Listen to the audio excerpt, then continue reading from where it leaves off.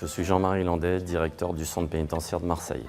Baumettes 3, qui est une extension de l'établissement, va offrir 740 places supplémentaires et porter la capacité du centre pénitentiaire de Marseille à 1450 places. Donc les cellules de la maison d'arrêt sont toutes d'une superficie de 10 mètres carrés et sont systématiquement équipées d'une douche, d'un réfrigérateur, d'un poste de télévision, d'une cabine téléphonique et d'une plaque chauffante. Donc des conditions de détention tout à fait adaptées. L'ouverture de 5 bâtiments d'hébergement supplémentaires va permettre au centre pénitentiaire de Marseille de proposer des régimes de détention diversifiés. Des régimes de type maison d'arrêt classique, mais aussi des quartiers de confiance axés sur la responsabilisation des personnes détenues, un quartier vulnérable ou encore un quartier réservé aux jeunes majeurs. Le nouvel établissement va permettre d'offrir des conditions d'accueil et de prise en charge bien plus satisfaisantes. Il intègre de nombreux espaces dédiés aux activités, à l'enseignement, à la formation, à la culture. On peut noter notamment un nouveau pôle d'insertion de prévention de la récidive, équipé d'une bibliothèque centrale dans laquelle nous nous trouvons, et de nombreuses salles de formation. Nous disposerons également de 4 terrains de sport extérieurs, d'un théâtre et d'un canal vidéo interne.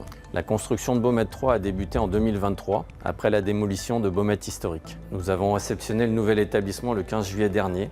A débuté à ce moment-là une période dite de garde des murs, d'une durée de 4 mois, qui permet aux agents de s'approprier les locaux à travers des visites, des exercices et ce qu'on appelle la marche à blanc, c'est-à-dire des ateliers de travail qui permet à chaque agent de découvrir le fonctionnement du nouvel établissement et de s'y trouver à l'aise au moment de la mise en service. On réunit un ensemble de personnel de surveillance, donc là à peu près il y en avait une trentaine.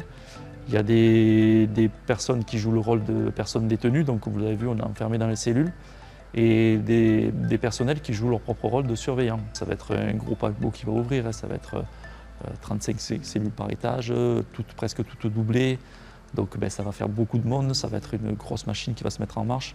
Heureusement que c'est une ouverture progressive, mais oui, il va y avoir beaucoup de changements dans les pratiques professionnelles des agents. Je suis surveillante depuis février 2020. Alors en ce moment, on fait énormément d'exercices. Notre métier est un travail d'équipe de base. Donc ça permet aussi de se revoir entre nous parce qu'on ne tourne pas toujours avec les mêmes collègues. On travaille tous d'une manière différente. Des collègues auront des astuces à eux et d'autres auront d'autres manières de travailler. J'arrive d'Avignon. J'ai demandé ma mutation exprès pour pouvoir ouvrir les Baumettes 3 puisque c'était un objectif pour moi d'ouvrir un nouvel établissement. Les conditions de travail pour moi vont être améliorées dans le sens où on commence dans des locaux propres et neufs, ce qui aujourd'hui en détention est pour moi un avantage puisque au fur et à mesure du temps, les locaux se détériorent avec l'usure. Du coup, pour moi, c'est un avantage effectivement de commencer dans un local tout neuf.